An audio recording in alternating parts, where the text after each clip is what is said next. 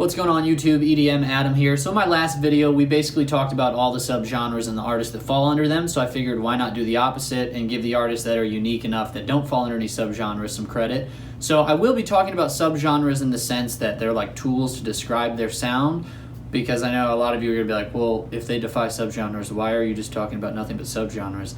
Basically think of them as tools to describe their sound and how they don't completely fit into each one of those. All right, so ODESZA, if you hadn't guessed by now, this dynamic duo, Clayton and Harrison.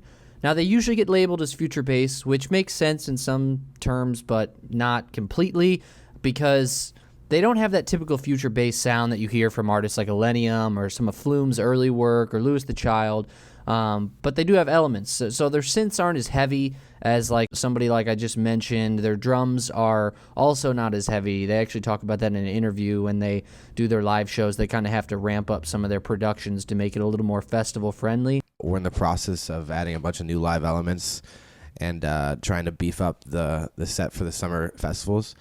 They have a lot of auxiliary percussion. The drums are natural instead of like electronically aspirated. Future bass kind of fits them, but not completely. When they came out with My Friends Never Die and their other early album, Summer Is Gone, they kind of got put under that indie electronic label because their sound was so new. And when your sound is new in the electronic scene and nobody knows what to call it, they usually throw indie electronic on you as the label. Now, as time went on, they also got labeled as chill wave, which is kind of a subgenre that has always eluded me as to how to describe it. I guess songs like Home, Today, or Show Me might fall under that. But overall, chill wave is kind of hard to describe, just like down-tempo, spacey, lo-fi, dreamy kind of music, which sometimes they fall under, but obviously not completely. With In Return, they kind of went down the line of a little bit of electro-pop with a lot of lyrical stuff and just kind of walking that line between pop music and electronic. And then finally, with A Moment Apart, they definitely had a little bit more electro-pop and future bass vibes with Falls and Higher Ground kind of being like electro-pop. And then Boy off of A Moment Apart kind of being a little more future bass. And then they had that release of Loyal, which was kind of a more trap-oriented song. Not completely, but definitely along that line. So as you can see, along the way, they have dabbled in a lot of different subgenres. It's kind of hard to put them down into one, which is why they are so unique. Bassnectar. So this guy usually gets labeled as dubstep, right? Typical wops and wubs that everybody's known for years on years. But it doesn't really feel right just calling it dubstep because he's so unique and he kind of bends the rules of that subgenre very often and has made all kinds of stuff throughout his time, so dubstep doesn't feel like the correct term. Now, this is kind of a rough one, but melodic dubstep, I mean, I guess you could say sometimes with songs like Chasing Heaven or Other Worlds, those are both very, very melodic tracks, but also don't follow the same formula a melodic dubstep song would, like, you know, somebody like Seven Lions makes or Ben Walter. So it's kind of hard to, you know, figure out exactly what we would call him. Now, he does have some down-tempo tracks along the way, for example, Parade into Centuries.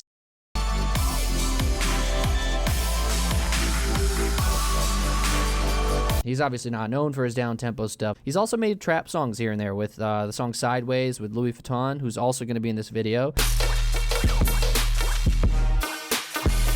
He's kind of hard to pin down. Again, you never really know what you're going to get with Bassnectar. Maybe he'll have his own subgenre one day, and that's the term we'll use. But he's been making music for a long time. As you can see, that's all of his work, and that's just albums and not even including EPs and singles. So Reflective 1 through 4 is on the bottom, but just been doing this forever. One thing's for sure, though, you do know you're always going to get bass. All right, Rez, a.k.a. Space Mom. Now, she usually gets labeled as mid-tempo, and I'm guilty of that even in my last video where we break down all the subgenres. That's typically what I would put her under. However, in my opinion, I think mid-tempo is kind of a lazy term just because it really only tells you half of what's going on there. Like, it tells you the tempo's, you know, mid-tempo, but it doesn't also tell you that there's a bunch of dark, spooky vibes going on in the background, which is what she's known for.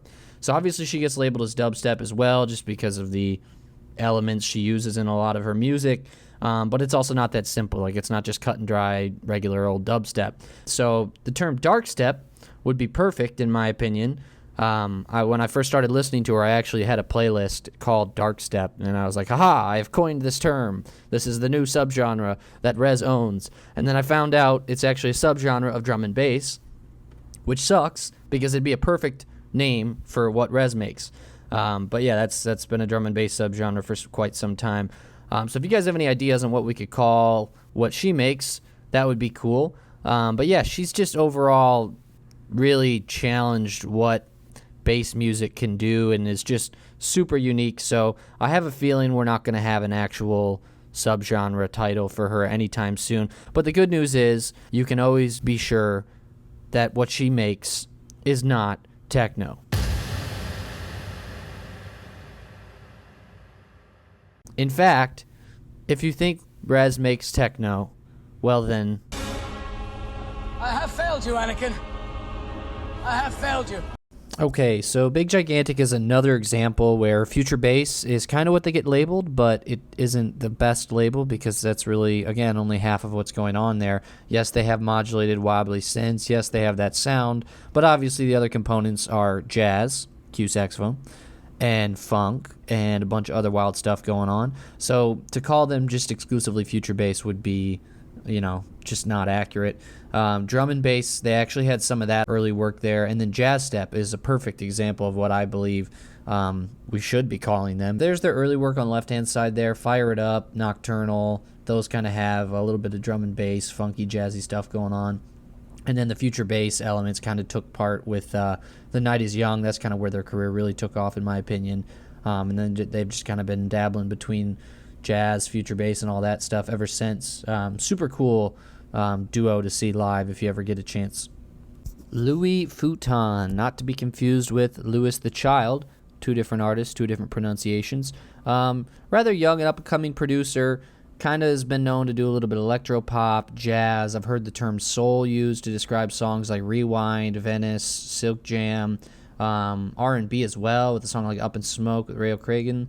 And then future bass elements as well, obviously, with the song 68, Wasted on You, which is rather popular, and his Limelight remix by Just a Gent kind of solidified his future bass sounds. But he's really been a little bit all over the place with his album way back when, so it'll be interesting to see where he goes from here.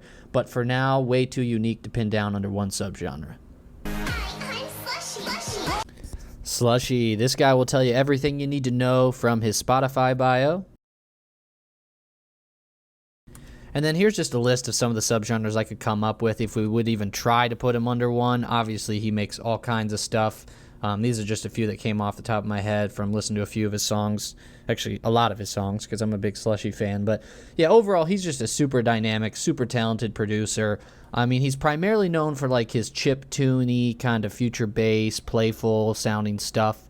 Honestly, his style parallels Marshmello a lot, except Slushy didn't sell out. Oh, shit. All right, Rufus To Solo. These guys are kind of the king of the indie electronic label or subgenre, whatever you want to call it. I don't really consider indie electronic a subgenre, but they kind of are known for just owning that sound or lack thereof, basically. Now, a lot of people, depending on who you talk to, will say like, oh, they're not really EDM because their live performances, they're pretty much a band. But they definitely use enough electronic elements to be considered EDM. They just walk that line between like live music and electronic music. So definitely an interesting dynamic they've got going on. Some of the elements in their songs are progressive house, deep house. Now, I'm saying elements, people, not exclusively progressive or deep house, because they have very different sounds from those, but they have elements of that. A lot of house beats going on, very like down tempo. Their songs are usually really long. So they walk some of those lines. They've also got some ambient, like very atmospheric, down tempo stuff. Overall, who knows? Like, they just make really unique stuff.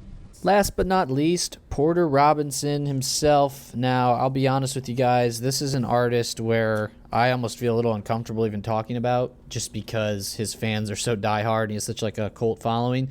I'm a Porter fan myself, but not like diehard. So I'll try to do it justice here. So he started out with like electro house, progressive house, depending on who you talk to. I'm not interested in having that debate right now anyways. But definitely made dubstep a little bit along the way with a song like The State.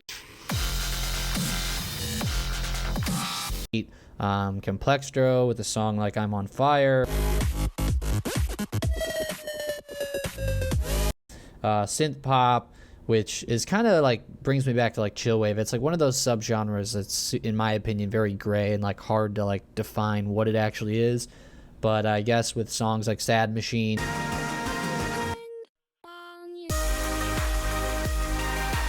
people are like, yeah, he makes synth pop now. So been all over the place. And then with the Virtual Self project, you know, neo trance kind of got coined in there. So all over the place. I feel like he's really one of those artists that pushes the envelope and tries to just challenge himself and, you know, create something new and different each time. There's all his work over there, or at least most of it.